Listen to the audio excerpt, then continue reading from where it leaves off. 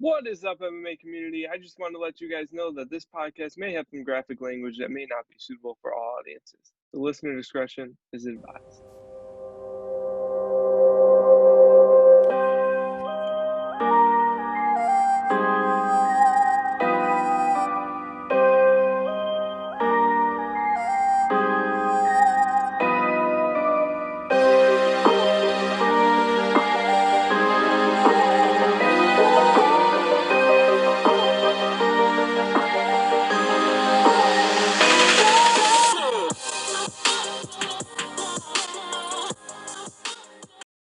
Welcome to the 22nd episode of the BP and Mean Gene MMA show. As always, I'm BP.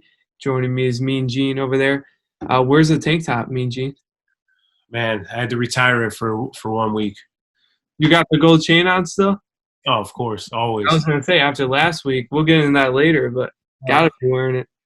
Surprised I don't have 2 gold chains on right now after last week. I was going to say, it's probably paid off at this point now. Yeah. Well, speaking of last week, we just talked about Adesanya, or we talked about last week how Adesanya would steamroll Costa. We didn't have any concern. It's exactly what happened.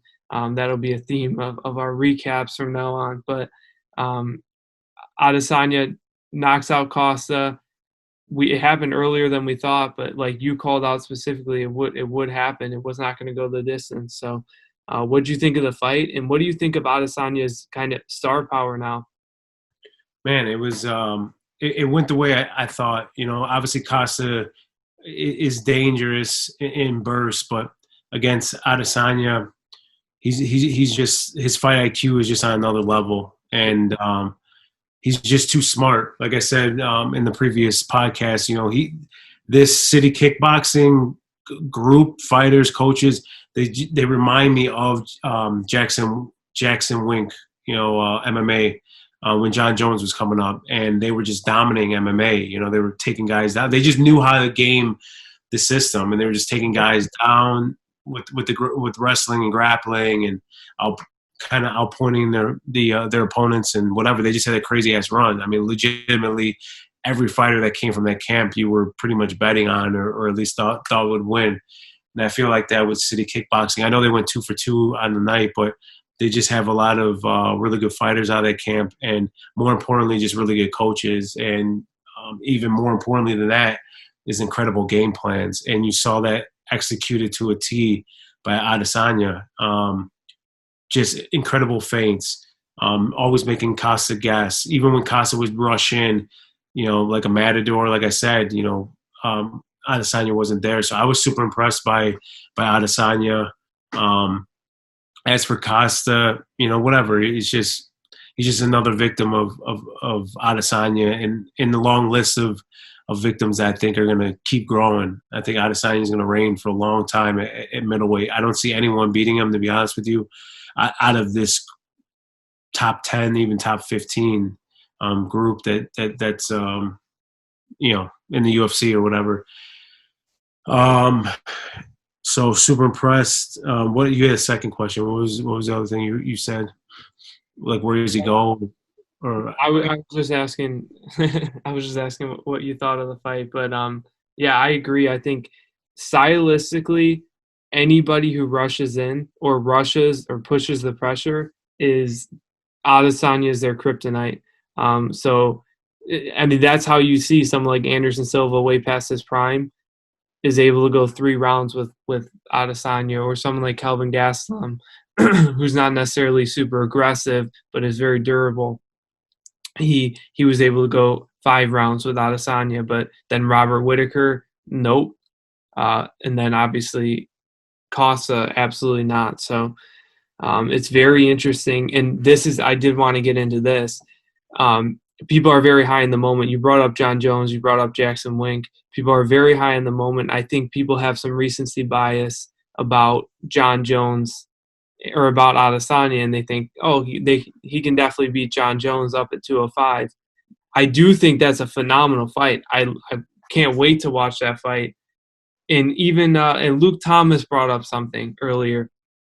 I was listening to Luke Thomas's The Morning Combat with Brian Campbell earlier, and he brought up that John Jones, he thinks Adesanya just steamrolls him on the feet or destroys him on the feet.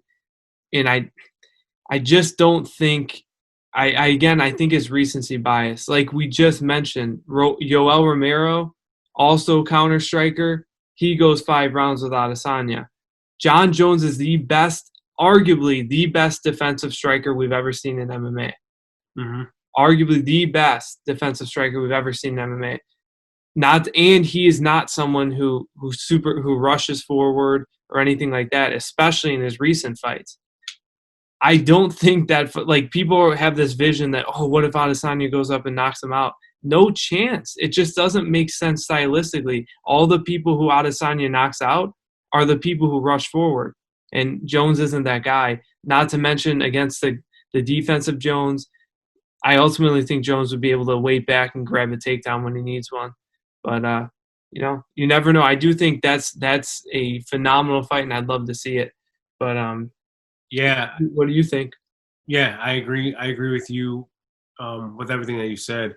I think it would be incredible fight in the sense of name brand value with Adesanya for his star power matched up with John Jones's star power, and just the what if between the two guys. But stylistically, I wonder if it will be worse than the Yoel Romero versus Adesanya fight, or will it be worse than the Derek Lewis versus Ngannou fight? And maybe I'm being a little facetious in saying that, but like I said, a little facetious, because I really do think you hit it on the head when it comes to the counter striking. John Jones is going to stay on the outside. Adesanya, we've already seen that from him. He's 100% staying on the outside. He doesn't give a shit. That's the one thing with him. He does not give a shit what you try to do, if the fans boo or whatever. He's going to do what he walked in that octagon to do, and that's just whatever it is. Whatever the game plan is for that opponent, which is 99% of the time is just counter striking, stay on the outside, and then just wait for them to rush me, and I'm going to KO them. Mm-hmm. For them to give me an opening where I can throw a couple shots and end up knocking them out. I just see those guys just kind of staring at each other for 5 rounds. I think it would be super anticlimactic. Yeah, super anticlimactic. I want to see it. I think it would be one of the biggest fights in UFC history, 100%. But I don't think we get what we think we would get. I would hope that we would get, I should say. But I'm interested in it, and I think I do think that Adesanya. I've seen some things on Twitter where they're like, Jones needs this more than Adesanya. I don't think so. I think Adesanya needs this more than Jones. Jones has already cemented his legacy, and he's only adding to it now by moving up to heavyweight. Adesanya is still, trying to cement his legacy and put his name amongst the greats. So I think he needs it more than John Jones. But I mean, gain from. What'd you say? Adesanya has more to gain from it, of course. Pretty much anytime John Jones fights, he has everything to lose, except for maybe his run at heavyweight coming up. But him fighting Adesanya winning makes Adesanya a legitimate worldwide superstar. If he is the first man to beat Jones, let's not even talk about Matt Hamill. If he's the guy to beat Jones, I mean, that's insane. But even going further on that, Jones has been the winner the past 2 pay-per-views. The biggest talking point of the past 2 pay-per-views hasn't been the fighters on it. Mostly it's been what's John Jones. So all these people talking about, oh, John Jones is he's losing his star power, all that stuff. No, I think Jones has never been a bigger star. DC retires, Stipe wins the trilogy, everyone's talking about John Jones moving up to heavyweight. And I know he does this on purpose, but it proves his star power. And then Brock Lesnar is a free agent. Oh, what about John Jones? Is he going to fight John Jones? Adesanya steamrolls Costa. Oh, maybe he fights John Jones next. Clearly, and then this leads right into our next topic, Jan destroying Dom Reyes.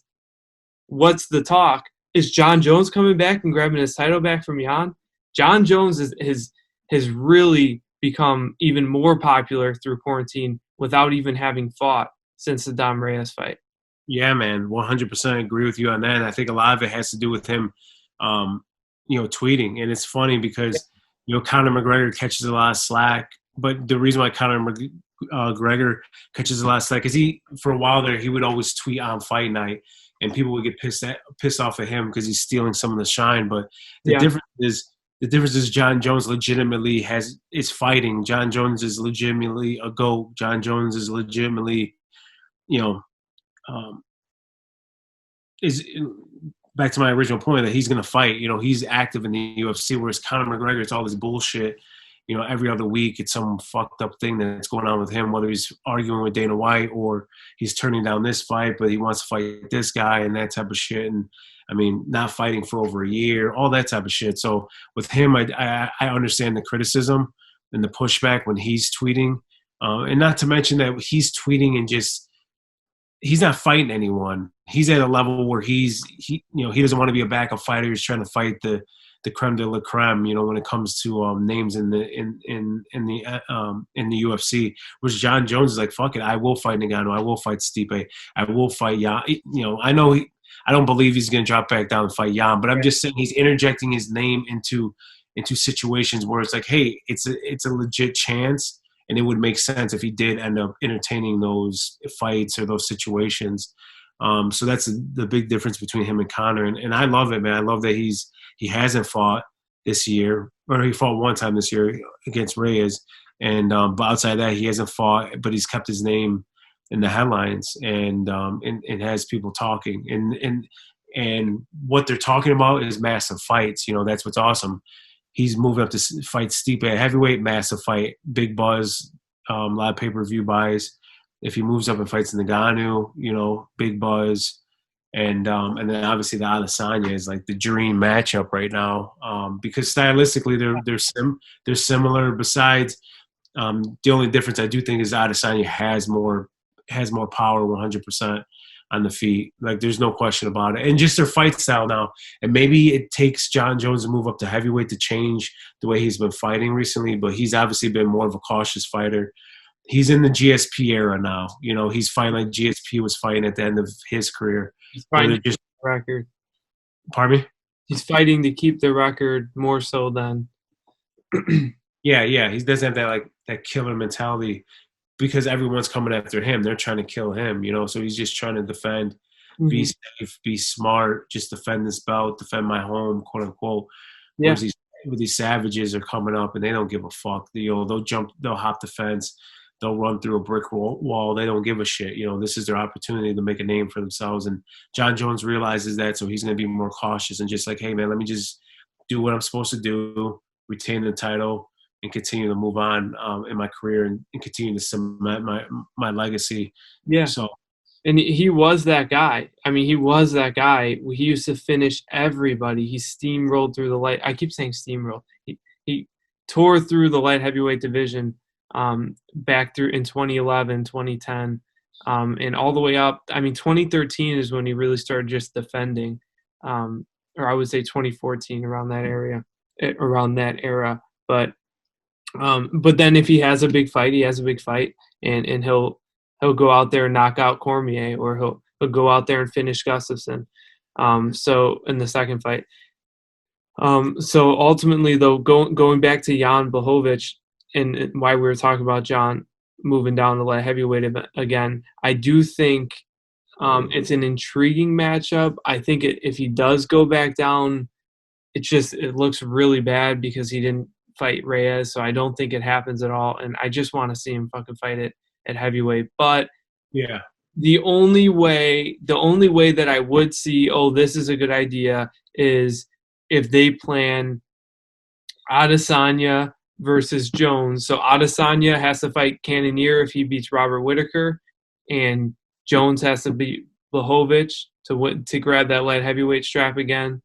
Then they can match him up as a double champ. Adesanya moves up to fight John Jones at light heavyweight, so he gets that shot at double champ. Then I'm like, okay, I'm good with that. I'm cool with that. Obviously, it messes up like the whole Glover Teixeira versus Thiago Santos fight, which is the number one contenders fight coming up pretty much. But for that super fight, I mean, I'd love to see that. But ultimately, I just want to see Jones move up. I want to see Jones move up. Yeah, I don't even think yeah, for us to even discuss this is ridiculous. I mean, he was just trolling. You know, he's getting Yeah, his I getting, agree. he's not moving back down the light to light Well, heavyweight. let's talk about Jan beating Dominic Reyes. Yeah, Another, only you heard it here first on the BP Mean Gene MMA show. That Polish power, he was gonna knock him out. We knew it. Um, and Blachowicz just outclassed. I wouldn't say outclassed as much as Adesanya outclassed Costa, but yeah, just tore him up. I mean, that body kick left a huge dent on his ribs, and that constant left body kick, and then that left hand. I think I called the right hand, but it was the left hand that knocked him out, and it was just he hits him, and he looked like that thing that's outside of car washes that starts flying around like this. yeah. The wacky, what they call it on Family Guy, the wacky weather or whatever, wacky balloon man or whatever. Yeah, I forget. Yeah, I forget it, but yeah, Well, no, I think even before that, what you were spot on about was just Reyes coming into the fight, you know, and his attitude coming into the fight, and he had that kind of entitled um, vibe with him, you know, where he just felt like I already beat John Jones, I'm the champ, and you yep. know, you're not on my level type of thing because I went, you know, 5 rounds with the GOAT, and we called that, you know, going into this fight, and you saw it come to fruition, you know. I felt like he didn't really respect Jan's stand-up game. I felt like he thought that he could land the hardest strikes, especially from the southpaw stance, and the harder kicks. And man, when Jan hit him with that rib shot off the bat within the first minute, I think, you know, he quickly realized, like, man, this is gonna be a dogfight. And yeah, man, it was super impressive. I mean, obviously, I called it, you know, bet on it as well. So I wasn't like I wasn't super surprised, I should say, by it. But it was super impressive. I mean, the guy he's a workhorse. You know, he's a lunch pail and hard hat type of guy where he's just going to go in there and do what he's going to do. Mm-hmm. He doesn't care about your game plan or your style or anything. He's going to do what he's going to do and try to get the win. So, and I'm happy for the guy. He seems like a good guy, Yeah, he and does. especially at his age too. You know, he's got the title, and 37 he, years old. and he can hold it, man. Especially with the matchups there in front of him. You know, if it's Glover Teixeira or if it is Thiago Santos, he can win both of those. I know he lost to Santos earlier in his career, but he can beat those guys. What I'm saying is he can beat all those guys. Yeah. For Reyes just needs to find another. You know, Reyes needs to pretty much be he's not the gatekeeper. I think the guy's like legit. He's young. You know, I think he's gonna get better, and I think he easily can get the title back. But Mm-hmm. he's gonna have to go through another killer in whoever. You know, whether that's the winner of Rakic, and because they're talking about doing Rakic and what's his name, Prochaka. I think they just do Reyes and Prochaska. That's what I personally think. But Well, I heard that they're already in talks with Rakic versus that's too. I'm good with that fight too. And then have Reyes wait it out.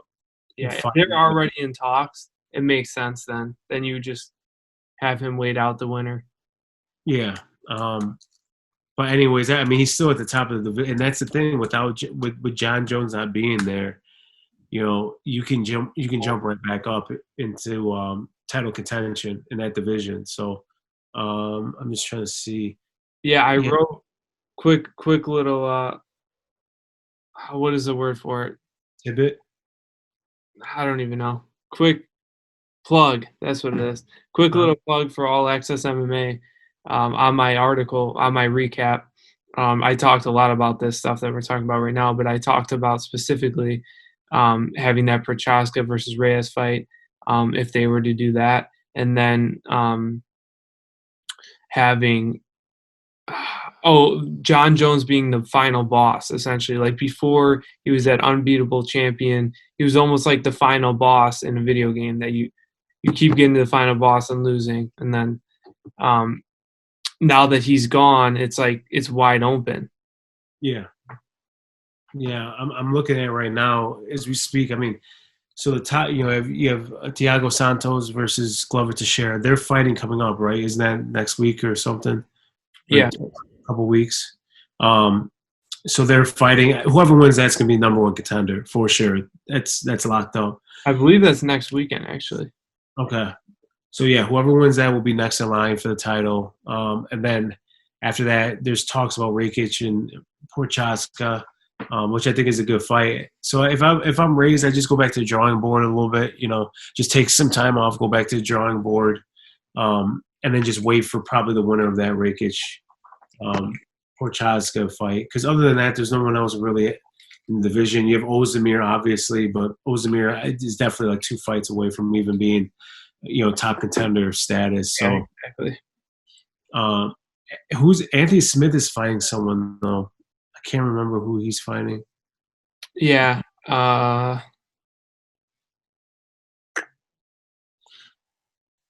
It's not Johnny Walker, right? No. No, Ozdemir? I don't think so. I think it's Is it Krylov? Nikita Krylov? No. Just look it up real quick. Anthony Smith. I'll let you look it up. Anyways, but yeah, it's not a deep division, so that's why I'm saying that Reyes can easily get right back up into the title contention or the number one contender spot. So, yeah, Magomed Ankalaev is definitely a guy that you got to look out for in that division. But other than that, I mean, if Johnny Walker goes on the run, which I don't foresee, because I felt he pretty much lost to Ryan Spann. I know he ended up finishing him, but Yeah, Johnny Walker, I don't know what happened, but the dude, like, his chin became glass. And yeah, now it's just like, if you can hit him, you're wobbling him. I don't know what's going, like, I mean, sometimes people just can't take a hit, and there's nothing you can do about that. But it's just kind of interesting with him. Let me just pull up this Anthony Smith thing right here. But someone else, the last thing I'll talk about with this past card was real quick, Anthony Smith is not he's not booked not against booked. Yeah, he's not booked. rumor. I forget what the rumor was, but it doesn't matter. He's not booked. Either way, yeah. So moving on from into the next fight, obviously, first of all, just to cap off the Jan and Anthony Smith the Jan and Dominic Reyes fight. Super impressive performance from Jan. Thiago Santos versus Glover Teixeira will most likely be his next opponent, whoever wins that fight. And like you mentioned, we think he can beat either one of them. So, but in the fight preceding that one was the first round was arguably the round of the year, Yeah. with Brandon Royval versus Kai Kara France. But just an incredible fight, super back and forth, and wow, the Brandon Royval impressed. I was unbelievably impressed. You mentioned, here we go again, another Mean Gene pick on that card. You mentioned Brandon Royval's jiu-jitsu. He's constantly throwing up submissions. I was like, when you said that, because I didn't watch much of Brandon Royval. When you said that, I'm like, okay, some people are like that. They're throwing up a bunch of arm bars and shit.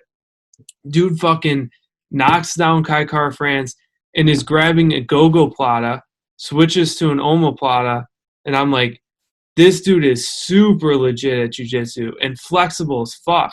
Like, this dude can grab his leg, put it over his head. It was insane. So unbelievable performance from Brandon Royval, and I think he's going to cause a lot of problems at that flyweight division. And I'd love to see him fight Askarov next. I truly think that's the next fight to make. Brandon Moreno, I believe, is booked already. And man, that fight against that fight, I'm going in. No, go ahead. I have like a brain fire here. I can't get my words out.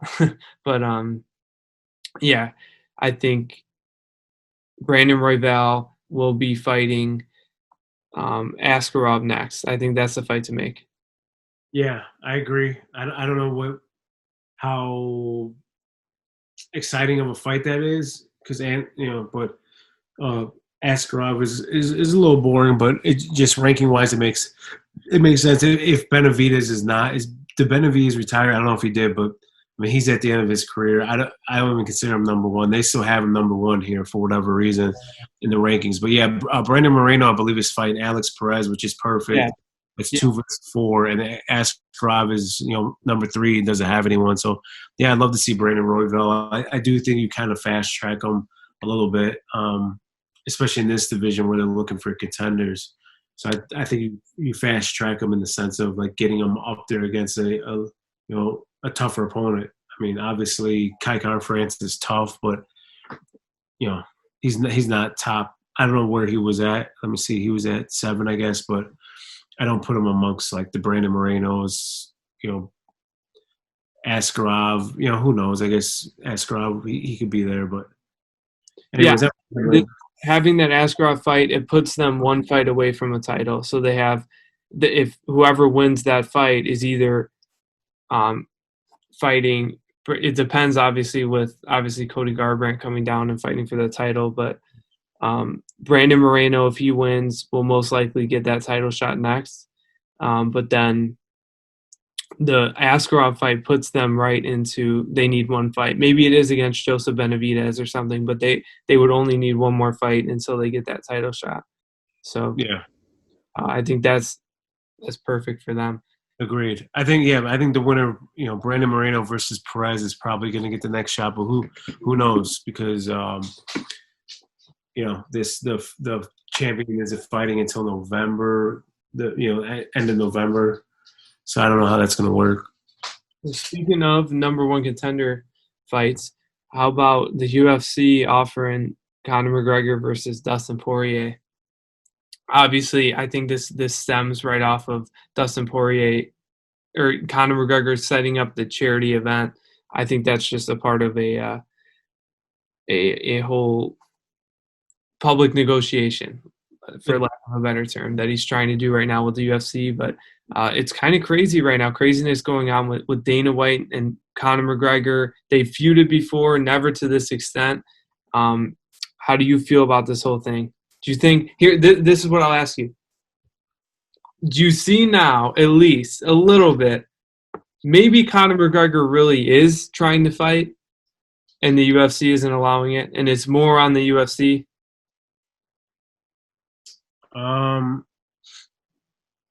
To a degree, and I don't know if I believe, when Dana says, like Poirier negotiated himself out of a fight, like I do believe fighters have done that where they know, like, they're not going to give me this. Like, they're not giving me, I don't want this fight. So the way I get out of this fight without saying, hey, I don't want this fight is just saying, hey, I need $1 million, We talked about with what Jones possibly did with Ngannou. What, that he didn't want that fight? I don't believe We that. talked about it back then. Yeah, we talked about that was a possibility of what was going on. Maybe, yeah. I don't know what I said back then, but I guarantee, I'm Well, telling I don't know if you agreed with me. I was just saying, I threw that out there. That's a possibility as well. But anyway, go ahead with what you're saying. Yeah. So what I'm getting at is fucking Conor. Oh, just with him saying, like Diego Sanchez, like, I'll fight him in Ireland, or I'll fight in May. I don't believe that shit. I don't believe that he's, I'll do I don't. I don't believe him with the Diego. You don't believe he would do it, or you don't believe he said that? No, I don't believe that he would do it. I believe that he just threw that out there just because it's going to piss the UFC off, or it's a stall tactic, or it's for his benefit in the sense of, like, did they offer me 3 fights in the year? Did they fulfill their contract? I don't think he would be the one who would say that, though. What I'm saying is just, like, he knows. Like, this is, he's not an idiot. Like, you're not fighting. Yeah, he knew he wasn't going to fight him in Dublin. And another thing is, you're not going to fight in May either, for the most part. But in that sense, the UFC wanted to wait till July. I put that on the UFC. I do think they stopped him from fighting in July. But then on the back end, like, he stopped the fight against Khabib or Tony Ferguson. He decided not to do that, and I understand. Whatever. I just heard this today, even though it was on Monday. They recorded it, or they recorded on Sunday and then released it on Monday. what Ariel Hawani was saying. And I'm sorry, I'm like DC on this, and it's Yeah, it was funny. funny when I was listening to that because I was thinking, man, I'm agreeing with Ariel, and I was on a run while I was listening to this, and I'm thinking, me and Gene for sure, like him and DC are saying the exact same thing on this. So Yeah. And I just think Ariel's a shill, to be honest. I think he's, he doesn't want to lose that status with Conor McGregor. He's the one that got that exclusive interview. He's interviewing him in his locker room after he beats Cerrone. So he's in the perfect he's in the catbird seat. So he's not going to jeopardize that. yeah, And he's also an insider too. Like I definitely get what you're saying with that. I definitely agree. There's incentive for Ariel Helwani to keep that relationship. That's the best relationship to have. If you have no other relationship, Conor McGregor will get you the most views if you have an interview with him. So I definitely get that. But I mean, the dude is here's me and Gene over here watching a football game. The I was watching the highlights. But we got to release that clip from last week where you were just well, I was talking and then, but either way, Ariel Helwani, I have to agree with him in the sense that do I think Conor McGregor actually thought he was going to fight Dustin Poirier, or actually thought he was going to fight Diego Sanchez? No, he wasn't going to fight Diego Sanchez. And the reason he released those was to prove, hey, Dana White. Also, it could have been. It could easily be another lie from Dana White. Do I think it's fair? Yeah, he's in that position where you kind of do gotta lie sometimes, and sometimes you just gotta say something that pops in your head because you're in the hot seat. But did he probably lie about Conor McGregor not taking fights? Yeah, he did. He did kind of lie about that. So, but this whole that's what I was going to talk about. This whole Ireland, he can't get into the country thing. I don't know. I don't know what that meant. So I don't know what to believe on that because I do know you weren't at that time able to get in the country, but also they'll make exceptions. I don't know what I didn't but get. he had fought that year. Go ahead. Yeah, that's why I didn't get what DC said. Like he fought that year, so he's able to get back in or whatever it was. I don't know. All I know is the UFC. There's a will, there's a way. But go ahead. UFC could have make it work. They easily could have done it, and he would have been able to fight. He decided that. I do believe that he decided not to. I do believe that he felt like I'm not going to be a backup to these guys when one of them I think falls he had out. everything to lose. I agree. I think there's nothing for him unless he wins. Obviously, that fight with Khabib, but he wasn't training most likely. He had already been out with coronavirus. He had no intention on fighting. So his way to save grace, to save face, was by saying, "Oh, I'm not a backup fighter," that type of thing. Because if he goes in there and loses, he loses all chance at that title ever. Yeah, yeah. I don't know what to make with the April fight. Besides the fact that I do think that he turned it down. I legitimately feel like the UFC called him, said, "Will you come in here and fight?" He said no. It's fine whether it benefited him or not. He didn't take it, and then he wanted that fight. Well, then he wanted to fight in July or whatever it was with Gaethje and the UFC at that point, saying like, "Dude, you don't deserve a title shot. We're not giving you a title shot or even an interim title shot off of a Cerrone win." Like, and I'm sure he got pissed off about that. He doesn't. I don't know if that was the UFC's thing there. That was definitely based on fans because I mean their whole plan is to give him the title shot after Khabib Gaethje. Yeah, well, I don't think they give a shit about that. I mean, they were talking about giving Brock Lesnar a fucking title shot. no, I know. What I'm saying is like Justin Gaethje won in May. They're not going to give it to Conor now. Is what I'm saying. Now, of course, I didn't look at the dates. I think it was February. So yeah, February is when all this the messages were. yeah, they wanted him to fight in International Fight Week, and he didn't want to fight. He wanted to fight sooner. So I do blame the UFC 100% with this shit. I do. They have a major part in this because I felt like they were holding him back. They didn't want him to fight as much as he wanted to fight, pretty much. I agree. But all I don't know if you want to transition. I'll just transition into like this. This is what's the beauty of all this shit, and this is why I'm super happy with Dana. Is like he's calling his fucking bluff. Here's Dustin Poirier. You already said you want to fight this dude in a charity event, so here you go. We've officially offered you a fight against Dustin Poirier. Ball's in your court, buddy. And so here we go. It's like the Leon Edwards. You want Leon Edwards? You're turning down Wonder Boy. I mean, it's just egg on your face. Unless he fights Chimaev, which I heard, on that Ariel Helwani DC show, he was open to fighting Chimaev. That's such. I don't know why he would do that because he wants a title. And unfortunately, I don't give a fuck what anyone says. I'll call right now. He's beating Leon Edwards, Chimaev.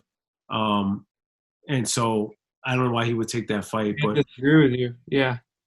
Yeah. Edwards has everything to lose in that fight. It just doesn't make sense for him to do that. Yeah, it'd be crazy. Just fight Stephen Thompson. Stephen Thompson said I'll fight you. He hasn't responded or says he doesn't want the fight. So, but what I was getting at is fuck, what was I saying? Conor. The second part of the Conor thing. Dustin Poirier. Yeah, with the Dustin Poirier fight. Ball's in his court now, so he wanted to do that charity thing, and now Dana's offered it to him. So if he turns that down, like I was saying with the Leon Edwards, man, it's egg on his face 100%. Like there's no excuse. What excuse are you gonna come up with now besides Dustin Poirier saying I'm not getting enough money, which I don't think that makes any sense because I think he'll get his pay-per-view buys or whatever it is, and plus with Conor McGregor on the bill, that they're paying him if it's against McGregor. But is that a co-main? Is that the co-main to? It wouldn't be the co-main to the. Could be. It wouldn't make sense if it was, but also I know that was the original plan for Poirier. Yeah.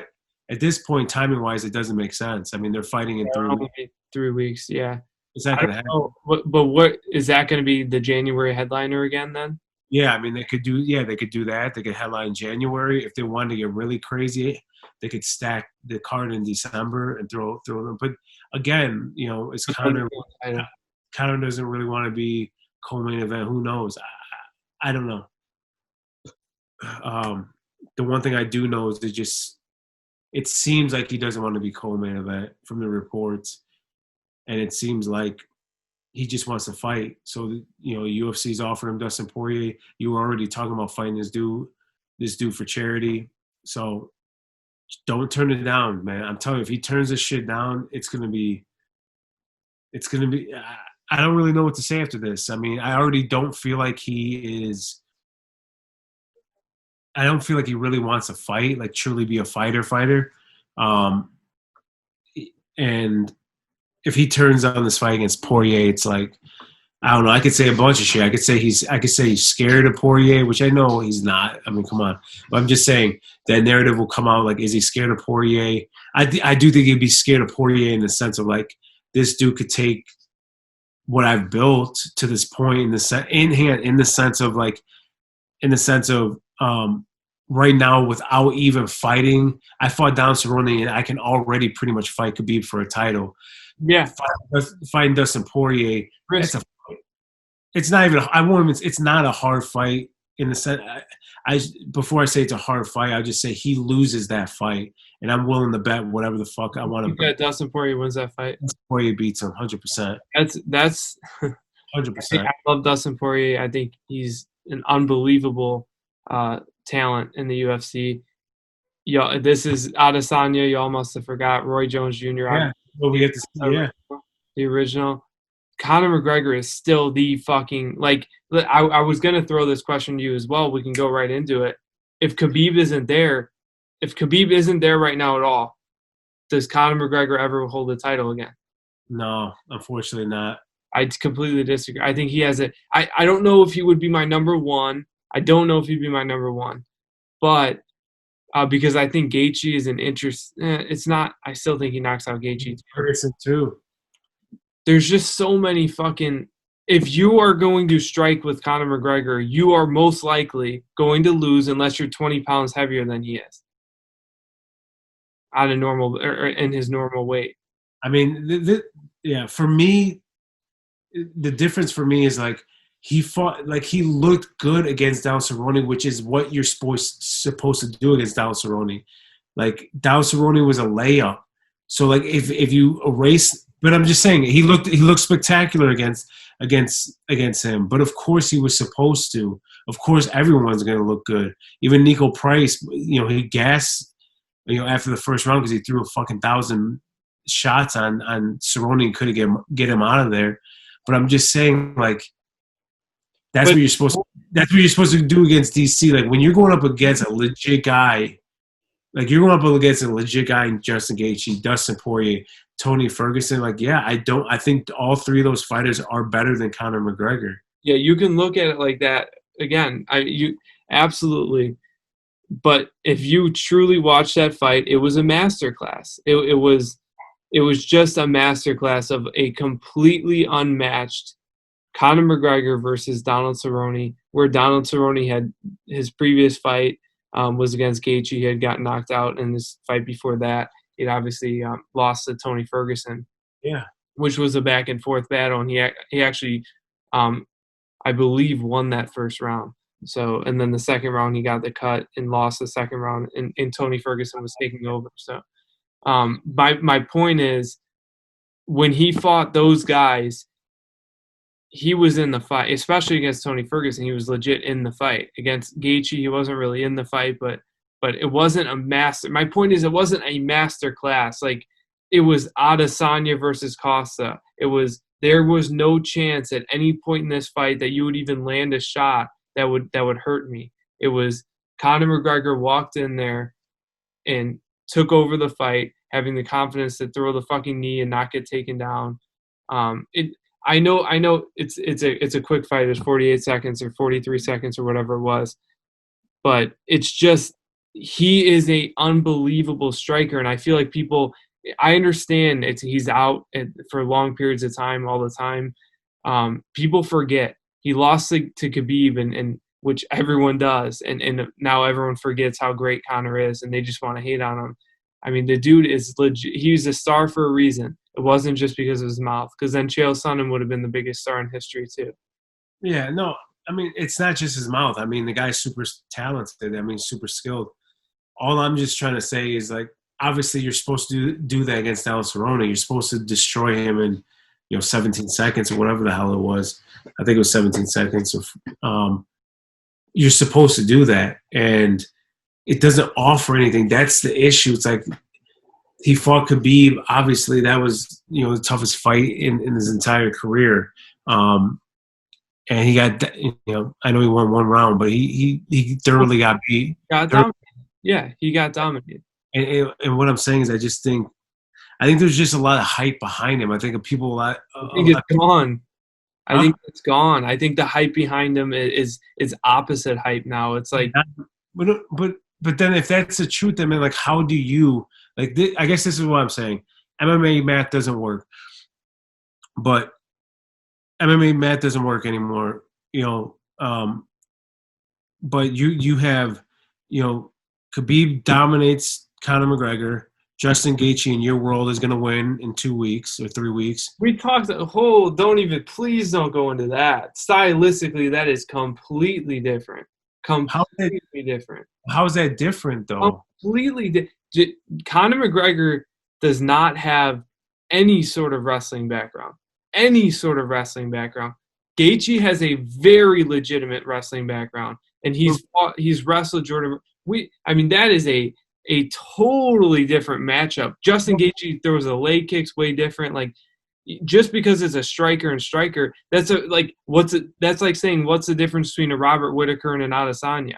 Just because no. But what I'm getting at is you're saying is, and I know this is MMA math, but what you're saying is like, that's what I'm saying is it's ridiculous MMA math. Yeah. But you're saying Justin Gaethje against Khabib, yeah, he's good. He'll be able to finish him. But Justin Gaethje against Khabib, yes, he can be. I think he has a better chance to beat Khabib. But he wants to stand and strike. That's what he doesn't want to go to the ground with him at all. So like when he's throwing his leg kicks, he's like, maybe I shouldn't throw leg kicks, or maybe I should like throw him at like 25%. when he's in there with Conor McGregor, bro, he's tearing up Conor McGregor's legs because he's not afraid of getting taken down. Yeah, but he's not. Here's the thing. When he's fighting Conor McGregor, anytime Conor McGregor's hands are like this and his left hand moves away from his head, you fucking bet Gaethje's not going to be throwing a leg kick at that point. Is because his lights will go out. Because I'm telling you, I don't even want to get an MMA math argument because it's like what you just said is totally like out there. It's Khabib versus Gaethje is, if we're talking to a casual fan, that doesn't make sense. But Khabib versus Gaethje is stylistically a very interesting fight, and that's why I think that Gaethje. I think Khabib should be the favorite. Of course, he's never been beaten. He's only lost a round. But Khabib versus Gaethje is just a completely different fight stylistically, and I think that Gaethje has the best chance out of anybody in the division right now, other than maybe some guys coming up. Ferguson. So especially after – I'm not convinced with Ferguson. I know people will hate me for it because he's so beloved.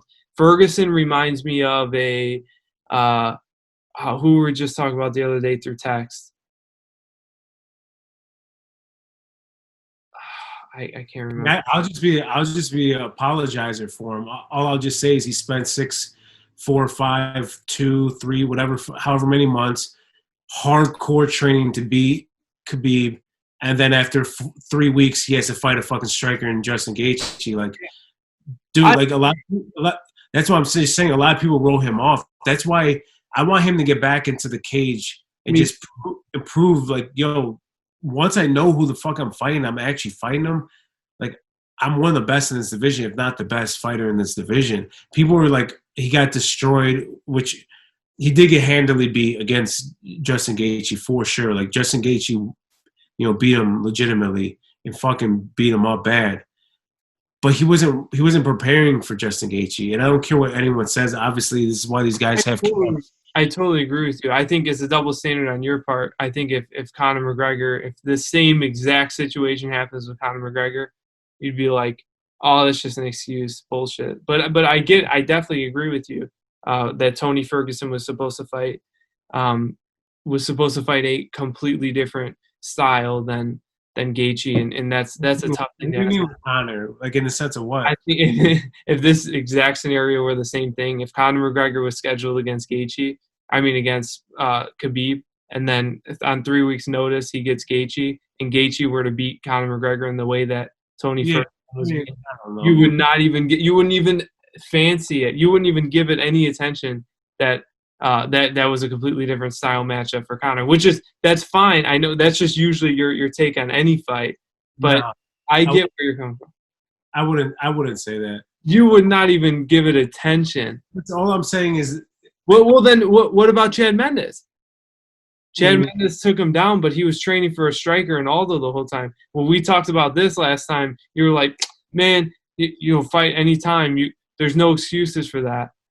But in the sense of what was the end result? You said that Chad Mendes had in the first round or whatever it was took Conor down and was beating him wrestling and all. We were talking about Conor versus Khabib and just how Conor doesn't like the ground and stuff like that. And you had said, and I was like, well, also he didn't train for the ground at all. And then you say, well, it doesn't matter. Which was what? That fight was 5 days notice. Well, the only reason, the only thing I would just say in response to that is, a choke out from Nate Diaz, being dominated for, No, I know. I definitely get that. And taking down at will against Nurmagomedov, like, yeah. He can't stop takedowns. So I don't think that has anything with him. He can literally train for like 4. He can train for 4 months, all the takedown defense, all he wants. Against Khabib, yeah. And you saw the result. I mean, he can't stop takedowns. He never will. He never will. But you're talking about Nate Diaz, like, listen, this is what blows my mind about this. Point. Listen, Nate Diaz knocked him down and then grabbed a choke. Yeah, but I'm just saying. They didn't take him down. He didn't even take him down. He's not good. He's not good with any grappling, is all I'll say. For the most, not any grap. Because when in the clinch, I will say that he has as you saw against Don Cerrone, he Yes, has. when he's on his back, when he's not on his 2 feet, I agree with you. He's not the best. To say some of the things, I think people look at Khabib. Why is no one looking at Dustin Poirier and saying the dude fucking sucks on the ground? Because he doesn't. He's proven it in other fights, but that's because he has the guillotine and stuff like that. But Khabib took him down at complete will, easier than he took down McGregor. Dude, fucking the only chance Dustin Poirier had was when he grabbed that guillotine, and it didn't go anywhere. But he was taken down at will the entire. He was dominated way worse than Conor McGregor was dominated. This is all I can say to wrap up my point. And I know we're literally bouncing around everywhere on this. I would just simply say, like, Conor McGregor is super talented, and we always go through this. I feel like I always say this shit every single fucking time. It's like you're a hater. You're a hater, and that's fine. I'm a hater with who he is now, like, because I don't feel like he's a true mixed martial artist. I just feel like he's gimmicky now. He's I don't know how to explain it, man. He's gimmicky. He's not one of the greats. He'll never be considered one of the greats. He was a very good fighter for his era. I don't know what else to say. You know, and he won't get tested. That's the thing. Like, at least I respect Ronda Rousey because she went up against the killers and got her ass whooped. Like, Conor McGregor saw that and he's like, nah, I don't want to do that. And I'm going to tell you right now, this literally just came out yesterday that he got offered. I guarantee it, he will not take this fight. 100%, he will not take this Dustin Poirier fight. Because why? He knows what's going to happen. Like, he doesn't want to fight these guys. He fought, and the reason why I say he doesn't want to fight him is he had Justin Gaethje and Don Cerrone. And he said, I'll take Don Cerrone. Then he beat Don Cerrone. And then now this is facts. We don't even have to speculate. He said, next up after Don Cerrone, I want Diego Sanchez and his coach Fabio, and I want to fight him in Ireland. So then he went that route. And Dana, what I mean, this is where this guy has gone. This is what I'm trying to get at with him. But since we're stating facts, then Dana White says no to that, and then he says, "Well, give me Gaethje," and then they're talking about July. So just because we're saying facts, it's not like he was calling out only Diego Sanchez. No. So then they offered him Justin Gaethje, just like Dana. I mean, I don't believe what Dana says about, you know, Poirier and Ferguson, that they outbidded themselves. But like he said, you can have Justin Gaethje. It will be July 7th. Ah, man, that's just too long, man. I can't wait 2 more months. I want to fight in May, but like, you're going to make me wait 2 more months to fight Justin Gaethje? I can't do it, man. I'm not going to fight. I'm not going to fight in July against Justin Gaethje. He didn't say that, though, but yeah. But he wouldn't fight. The fact that he didn't say he wouldn't fight Justin Gaethje. He said he wouldn't fight in July. That's what he said, right? He didn't say that. He said I would fight. I want to fight sooner. I want to fight sooner. All he did was ask to fight sooner. Yeah. That doesn't mean he's denying the fight. He's like, that's too far. Why don't we do it this time? No, best I can do is May. Okay, yeah, and so I could be reading into that. I could be reading into that more than killers. Go get out of there. I could be reading into that more. I could be a hater in that sense. I'm looking at myself from the outside, like, dude, you're just hating on this guy. Like, clearly he didn't say he wouldn't fight Justin Gaethje, and by you assuming, you know, him saying he won't fight in July, you can't equate that to him saying that he's scared of Justin Gaethje. All I'm just saying, I mean, I could say that, I guess, if I really wanted to. I'm not going to go in hard on that. He didn't say he wouldn't fight in July. He just said, I want to fight early. I'm just simply saying, man, like, I just feel like when this guy has had the chance to step up, like, he chose Cerrone over Gaethje. He chose not to be a replacement fighter in a fight that was guaranteed that he was getting a title. Like, that's what people fail to realize. And even Ariel Helwani, when he said that, the first thing I said out of my mouth, literally, as I'm listening, I sound like a fucking weirdo saying this, but I'm like, I said this out loud. I was like, dude, but it was for a fucking title. Like, it's not like we want you to be a replacement fighter for, like, it's for a fucking title. And you want to get back to Khabib. That's your only path. And again, this dude said it again. I'm so fucking tired of it. Ariel again saying Khabib or what. It's not happening, bro. This dude is not getting a rematch. I Yeah, don't know how many he's times I have to say this on these podcasts. He's not getting a rematch. Well, Dana said they were going to get a show together, and Khabib said that was the last straw. Like, man, it's not happening.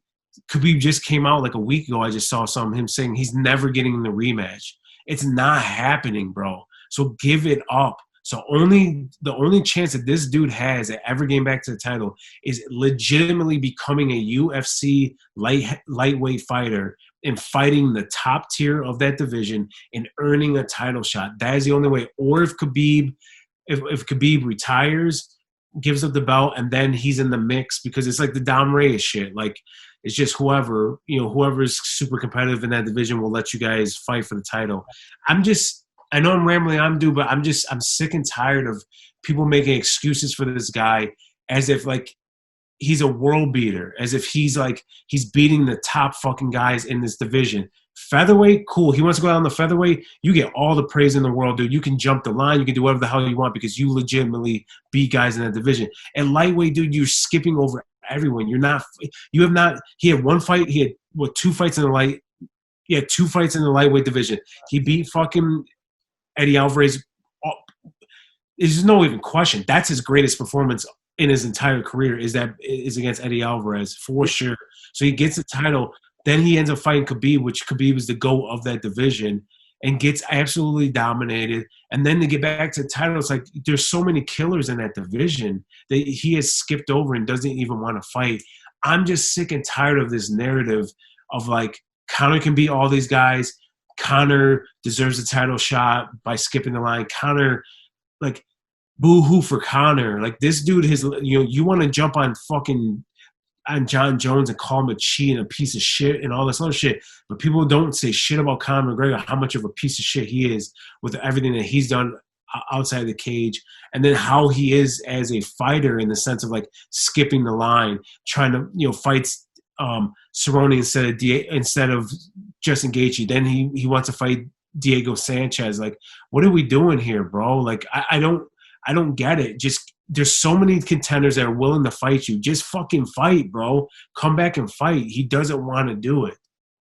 I mean, yeah. So I don't think, and this is what I'm talking about with. Let's just go back to the crux of this whole thing.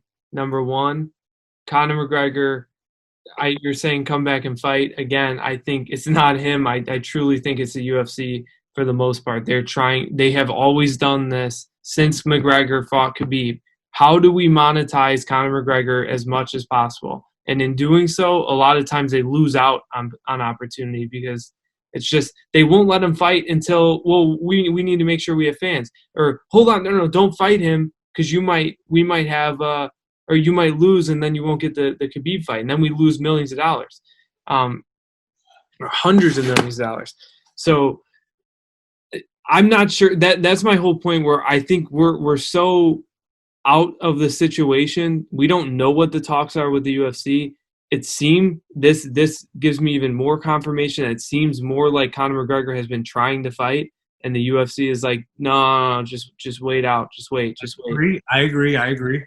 And that's why I'm like, so why is all this shit? And I understand, whatever. Anytime someone gets super successful, shit always goes towards them. That's the biggest thing. Anytime someone's very good, it's human nature to try to discredit them as much as possible. I disagree with that mentality as you would when we talk about John Jones. That's the biggest thing. But also, I mean, someone is very legitimate to look at John Jones and think that outside of the octagon, he's a piece of shit or whatever you can say. Outside of the octagon, he has done very shitty things that, just like you're talking, Conor McGregor's a piece of shit out of the octagon. Absolutely. I think he's done horrible things out of the octagon. My point of the crux of this whole conversation, will he fight Poirier? The fight's offered. Honestly, I do think he accepts that fight. And I'm more interested in when that fight will be and what card it'll be on than I'm about the other stuff. I also think that's confirmation that he was serious about this fucking Manny Pacquiao fight because the UFC knows, or they've been in the talks with the Manny Pacquiao shit because they have to promote it if it is going to be a Manny Pacquiao fight. So I think that them offering him this fight to me or confirms a little bit more on that side where, okay, they know he's serious about doing some other shit right now. Right. But ultimately, what just to go back to that point you're talking about with Justin Gaethje and Conor McGregor is Mean Gene sits there on his phone. I was just seeing that Trump and Melania tested positive for COVID. But go ahead. They did? Yeah. Oh wow. So then In the political talk. Nah, what about so the debate now, has Biden tested positive, or he has to get tested now because he's a close contact? Right? No. Anyway, just keep going. He's been self-isolating anyways. But what were we just saying? Fuck. Oh, so to go to the crux of this with Justin Gaethje and Conor McGregor, your point, what I was trying to say with this whole thing, how we got in this whole debate, is Conor McGregor versus Justin Gaethje, why I think he can win that. Conor McGregor definitely wins that fight, but Justin Gaethje, I think, wins the fight against Khabib. And you're saying that, oh, that's ridiculous. Well, then let me just show you how ridiculous that thought process is that you have.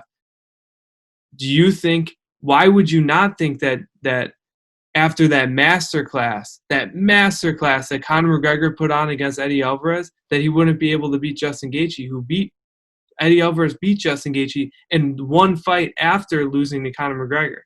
Mm-hmm. So with that logic, with that MMA math that you're doing, why wouldn't Justin Gaethje absolutely get masterclassed by John Jones? By Conor McGregor. I'll be honest. I mean, I'll definitely concede that it was stupid. I don't like MMA math either.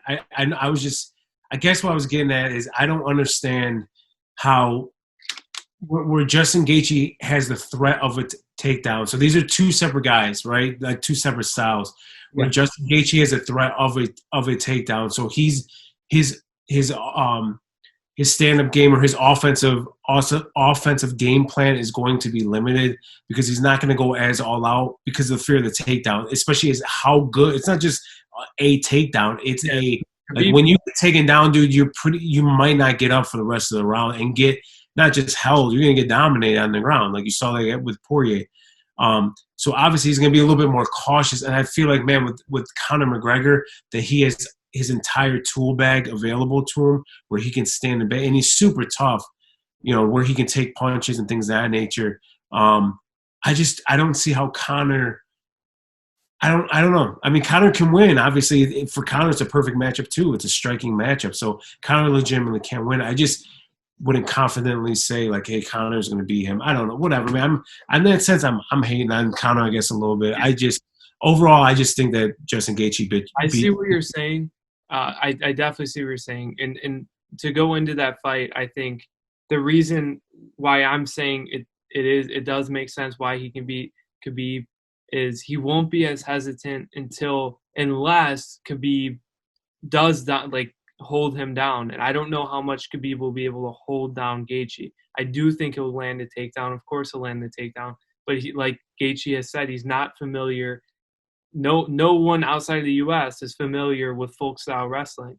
And it's very hard to keep a folk-style wrestler on the mat. It's very hard to keep him on the mat. So it'll be interesting to see. It could ultimately, Gaethje gives up his back and it's a quick rear naked choke. That could absolutely happen because that's something that folk-style wrestlers do. But I just don't see Gaethje. I just think stylistically it's the most intriguing fight we've ever had at lightweight. That's my thing. And I think if anyone can beat Khabib, Justin Gaethje can beat Khabib. But again, MMA math doesn't add up and styles make matchups. And I also think it's a phenomenal matchup for Conor McGregor. But moving on, I want to ask, go ahead. Yeah, and just let me wrap up my point on this too. Is just all I want from this dude. Like, legitimately, I just want him to fucking fight, man. And, like, if you want the title, like, fight the top guys in that division, whichever division it is. If it's welterweight, which I know it's not, but I'm just saying because he's had some fights there recently. If it's at welterweight, man, fight some of the top guys at welterweight. If it's light heavyweight, if it's lightweight, then fight him. I do agree with you. I do think that the UFC is stopping him to a degree to a degree. Like, obviously, he wanted to fight in May. The UFC's like, man, it's not going to work for May. Like, we're putting you on the 11th. 2 months later, I think that's just them being fucking babies. I think, like, this dude's like, I want my season, and the UFC's like, no, well, you can have your season, but it's only going to be 3. You're not getting 4 fights in, and it's going to be in July. And Conor just probably said, fuck, I'm taking my ball and I'm going home. Fuck you guys. You know, because Conor feels like I make you guys a shit ton of money. You guys want me. And I think the UFC ultimately, of course, wants Conor McGregor to fight because he makes them money, but they don't need him anymore. You have this dude that you're paying like $20,000, $40,000 to in Chimaev, and this guy's like all the hype and rage right now. Adesanya, Just about to say. Yeah, the train just keeps rolling down the track, man, and it's just gonna leave Conor McGregor in the dust, to be honest with you. And that's what's frustrating to me is like, dude, if you really want to fight, you don't have to fight. You're done. You're set. You don't need to fight. You could just retire. But if you really do want to fight and you say you want the title and you say you want to fight and do this season and all this other shit, like, unfortunately, man, you're going to have to take legit fights. You can't try to finesse. That's what I feel like him. And that's where now I finally realize this as I'm working this out in my head and saying this out loud. He's like a snake. And I mean this in the sense that he's just trying to finesse his way to the easiest path to the title. And it's like with Conor. And I'm just like, dude, just fight the top guys and you will get the fucking title. If you're really worthy of that title or the title shot, like, man, just fight some. You can, dude, all he has to do is fight Poirier, win, you get the title shot. Fight Ferguson, win, you get the title shot. Fight Michael Chandler, win, you get the title shot. Like, legitimately, man, all he has to do is fight one of those dudes and he gets the title shot. But for whatever reason, he's like, slow playing. And to wrap this up and how we started this whole conversation is I'm just thankful finally the UFC is like, you know what, dude, enough of this shit. We're going to call your bluff. You want to talk on Twitter about fighting Poirier. Poirier obviously wants to fight you regardless. He doesn't, whether it's for charity or not, because the dude wants to avenge his loss and feels like he's evolved, more than you have since your last fight. So I feel like Poirier is going to take the fight because at least he'll get crazy pay-per-view buys to make up for the money, the extra money he wants. Yep. And then it balls in Conor's court, dude. Are you going to take it or not? I mean, and if you don't take it, then shut the fuck up. I don't want to hear anything else moving forward from you because, like, for me, this is like, the straw broke the camel's back. This is like your third strike because I feel like the first strike was a Justin Gaethje in the Down Cerrone. That was the first strike. You chose Down Cerrone. You chose to do it at 170. That was your first strike to me. Your second strike to me personally was like you didn't take the title fight as a backup fighter. I understand why you didn't, but listen, you didn't take it. You had a chance to get right back. You could have had the interim title right now. You chose not to take it. And then the 2.5 strike is trying to fight Diego Sanchez is insane to me. But this will be the third strike because you legitimately are getting the number one contender in Dustin Poirier right now. You beat this dude, you are 100% fighting for the title. It does not matter what Khabib says. They'll strip Khabib. I mean, they'll legitimately. If he turns on after he wouldn't. I mean, he's outright said he'll fight Conor McGregor in his retirement fight if he beats Gaethje and if Conor McGregor beats Poirier. So yeah, no, I 100%. But what I want to get into is before we move on from this is Conor McGregor moving to Las Vegas. I had it completely in my head. Oh, the UFC. That's what it is. Luke Thomas brought up a really good point, and you kind of touched on this. Where the UFC, it's pretty clear where the UFC is heading right now. With the ESPN deal, they have that guaranteed money now. It's it's guaranteed. The pay-per-view buys aren't. The UFC used to have to throw the biggest pay-per-views they could together because that's how they made the bigger the pay-per-view, the more money. And they weren't. I mean, it was literally how they kept the ship afloat. Now they have guaranteed money as long as they fulfill their obligations with ESPN. Then they make all the money they're supposed to make. It's like going from a sales job to a that's commission based. to going to a salary position. That's what it's like with the UFC right now. So Conor McGregor, and we see what the UFC's focus is. Tuesday Night Contender Series, all of the Dana White looking for a fights back. They're talking about bringing Ultimate Fighter back. Khamzat Chimaev. I mean, just say that one name along with all the other stuff. They are focused on development.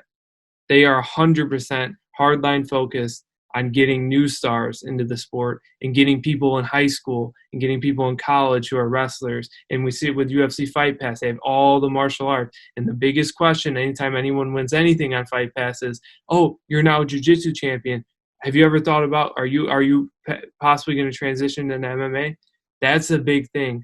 That's where the UFC is heading. And it's a big narrative, and nothing tells me more as to what this narrative is than Conor McGregor, who's in the old way, the old pay-per-view model. Well, he's going to go look at boxing because that's the only way he's going to make the money he used to make. Or obviously he's going to make more money regardless, even with the old UFC pay-per-view model. But yeah, to me, that focus of the UFC right now, it's a perfect narrative on where the UFC's at. Agreed, man. That's a great point. I didn't hear that take. But I do agree with those sentiments. You can clearly see it, like you said, with the Dana White Contender Series. You see with these cards that they have, even this weekend, it's all these fucking young guys, quote unquote, no names, not a lot of UFC experience that they're throwing into these events, and throwing them up high too on these events as well, and letting them get exposure. And yeah, man. I mean, I agree with you, and I think it's smart on the UFC side because they realize, I think the reason why they're doing it in general because for business, that's what you do. They're smart, especially Dana White. He's a smart businessman, genius. So you just do that in general. But I also wonder if COVID starts to kind of pop in now with the world we live in now, where they're realizing like, man, we don't know who's going to fight or who's, we've already had John Jones doesn't want to fight because of contract. What's up? Man, I'm listening still. Okay. Yeah, John Jones doesn't want to fight because of contract. Jorge Masvidal, which they ended up pulling that last minute because, dude got hurt, Burns, or got COVID. But, Masvidal, I need to get paid. Who else just recently said they need to get paid? Oh, Dustin Poirier, I need to get paid. So they're losing a lot of these top fighters right now because they want to get paid. And the UFC's like, you know what, listen, fuck this. The way we bypass this is we start bringing up these younger guys, start building them into stars. And then, yeah, of course we want to keep, of course we want to pay or whatever, have, Jorge and Jones, but we're going to do it on our timeline, not on their timeline. And then in the meantime, while these guys want to sit out and not take fights, John Joneses and things of that nature, we're going to have these young guys come up right behind them. So it's smart on the UFC side of things. This is what I was looking for. This was case study on Dana White. Yeah, just finished it. Got it back for my advanced management class. And if you want to talk about Dana White being innovative, it's insane. This development stuff is a perfect example. This dude, again, you can give him a bunch of shit. I was just talking earlier that, Dana White will lie. But the man has, in 2001 or 2000, they bought the UFC for $3 million. They sold it for $3 billion. So, I mean, obviously he's an insane businessman. Yeah. And always thinking forward. So now with this ESPN deal, he's sitting with the salary instead of commission, and he's able to go and work on development, which just truly, truly brings the sport to the next level. And that's always been his goal. I mean, since they bought it, it's always been his goal. Yeah, it's insane, man. They're doing it the right way. They really are in that sense, with the talent and developing them and just the amount of events. I mean, they have enough fighters and enough talent to just throw on a card for fucking whatever it is, 20 straight weeks. I mean, whatever it was from July or August until December. So, yeah. So the last thing I'm going to say, then we're going into Mean Gene's bets, which there aren't many for this week. And then we're closing the show. If Um, if any, you said, yeah. yeah, So I mean, we don't even have to go into that section if you don't want to. But ultimately, maybe you can talk about betting angles. no, I we this, can. Yeah, maybe this will be me standing on my soapbox, but this is what drives me crazy. And me and Gene, I know you got into a little thing on Twitter the other day with Bloody Elbow, but this is the stuff that drives me crazy about reading that stuff. You don't have a job. If you hate on the UFC, no matter what they do, everything is hate the UFC, hate the. I understand that's your niche. You don't have a job if it wasn't for the UFC. Dana White takes, or the Fertitas buy the UFC in 2003.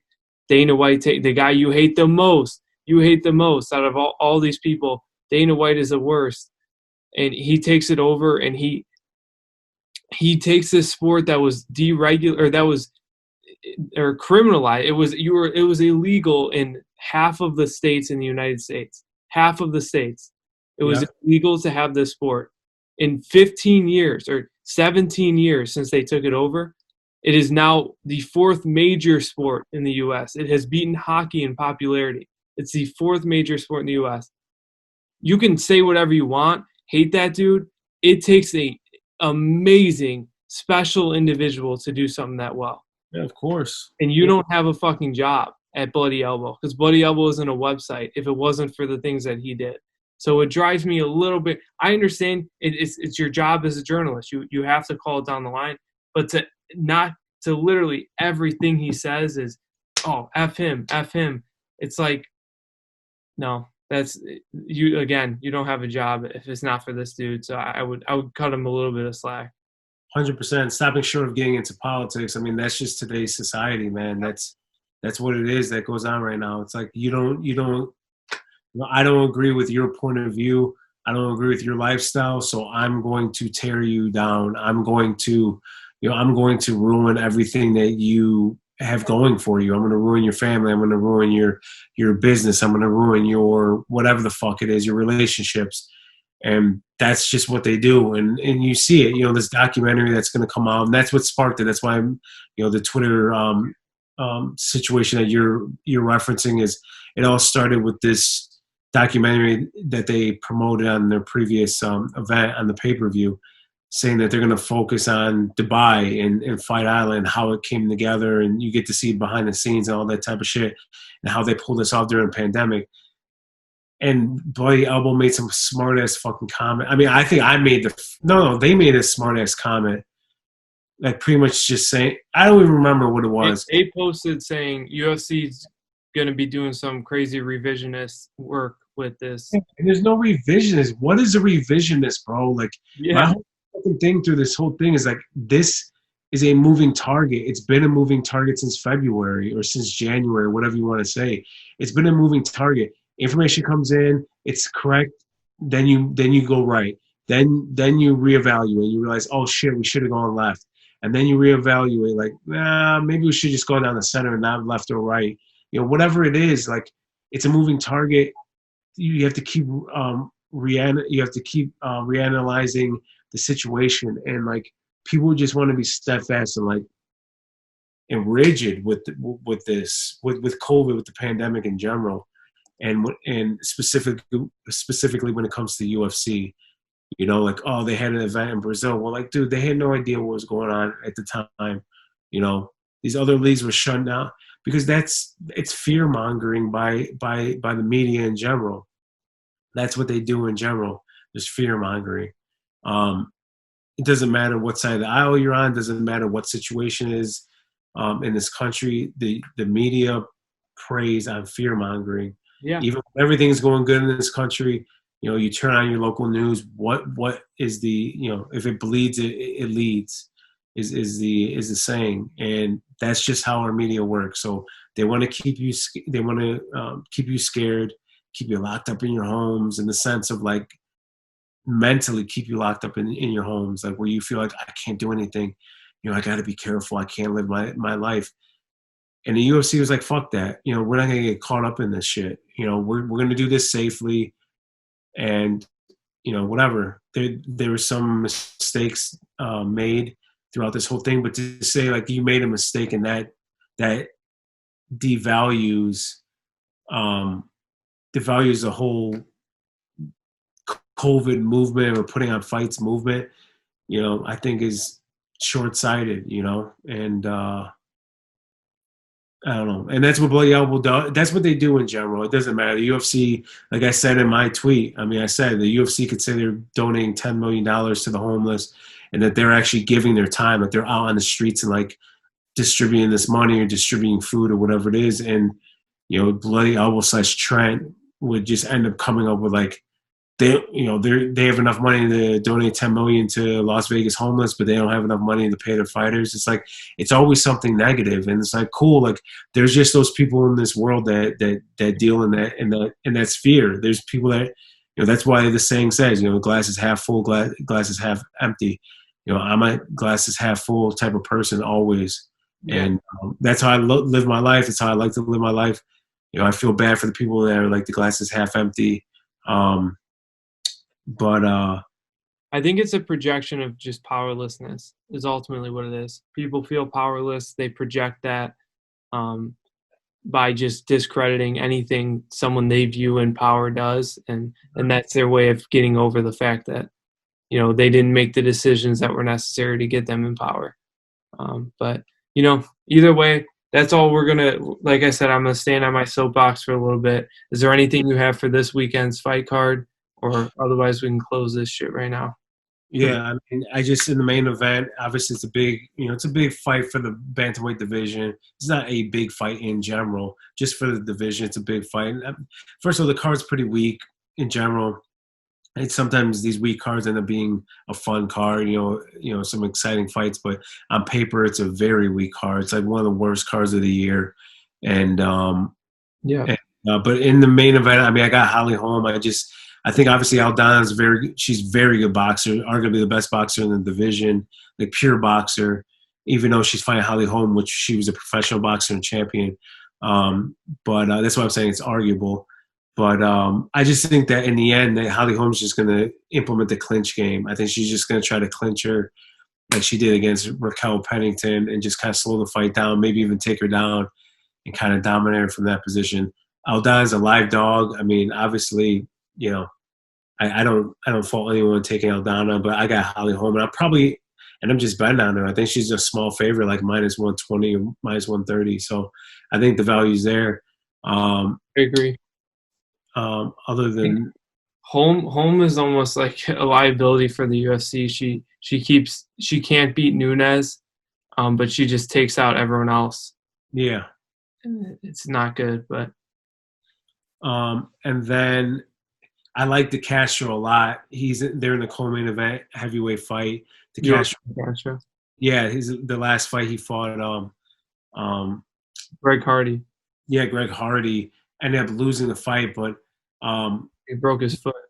Yeah, but that dude throws against Felipe. He should dominate Felipe, and I'll end up putting him into a parlay. I have to find the other piece of the parlay. I've looked at a few guys, even Holly Holm, which is super like questionable. I shouldn't even put her in it. But I don't know. I have to find the other guy. There's other guys that I'm looking at that I might put in there. But long story short, and then the other fight I'm interested in, and then we can wrap this up, is the Pena versus JDR or GDR, Geraint Durandamine. That's a big fight. Yeah, it's a big fight for the division. Again, like if Pena wins, because GDR, it's literally, and I'm gonna put this in my write up too. I'm actually on this fight. I'm gonna end up typing this out. It's like this fight literally is a mirror image of the Holly Holm versus Aldana. You have like both crafty vets, both former title holders, and both have lost Amanda Nunes pretty dominant fashion. Both lost, and they're taking on like not the newcomer, but the rising star that hasn't fought Amanda Nunes yet. Hasn't fought Amanda Nunes. I know Pena fought Shevchenko, but and anyways, they're moving up, and because that's bantamweight. They're in bantamweight, so I want to make sure I'm correct in the weight class. But anyways, and they're both moving up in their fresh blood in the division. So if like Pena wins and Aldana wins, they're both like 1, 2, 3 in that division for the next title shot. So I don't know. I'm going with Pena, man. That's an underdog pick. GDR should be her because if she keeps it standing, she's a better striker. Yeah, I I just think would definitely go with you GD. are. Yeah, I'm torn on it. I need to do some more research. I'm about to write that part of my article on that fight, break it down. But I'm leaning Pena, just whatever. I've always liked her. She only has one loss. The one loss is to Shevchenko. It's just really her long layoff. Is that going to hurt her? And can she get in and take GDR down? So we'll see. But it's a super light card, man. There's nothing exciting on this card. They're literally like, I'm not excited about any of these fights, to be honest with you. It's just kind of like, if these guys, just interested. Yeah. I was just saying, honestly, the most excited or the most anticipation I have for one of the fights is JDR or GDR. I just call her Durandamy. That's right. Yeah. For Jermaine Durandamy against Pena. That's the only fight I'm super interested in the card. Holly Holm versus Aldana is good. It's just, I like Jermaine Durandamy a lot, actually. So I think she's one of the best in the world. So, but Yeah, I might end up signing with her too. So we'll see. But whatever. with that being said, if you guys want to check out that article from Mean Gene that he just referred to, that'll be coming out probably tomorrow, or it depends on Mean Gene's procrastination, probably Saturday morning. That might come out. So before you place your bets, make sure to read that article though. And if you don't believe me, go look at last week's article. You can look at the date it was published, and he was 4-0. So you make a lot of money following Mean Gene's bets. And then if you're interested in the recaps, you want to hear about who's next, what should I feel about how that event just took place, check out my articles. They usually come up on Sunday, sometimes on Monday, because I like to procrastinate too. But with that being said, go check that out at allaccessmma.com. Yeah, I was gonna ask what website is that? I forgot. Go to allaccessmma.com to check those out. And just follow them on Twitter. It's the best way. He posts it every time we post an article. Mean Gene will retweet his own article. He retweets mine. You'll see it on our feeds. So if you're following the show, follow us or follow All Access MMA, and all of those Twitter accounts will be in the show notes. Other than that, thank you to Tyrell Brown for the artwork. Thank you to Jacob for redesigning our logo. Jacob De Leon is his name. Thank you to Alex Weishart for our music. And thank you to our sponsors, Fringe Faction and Anchor. And that's it for me. All right, sounds good. We'll talk to you guys.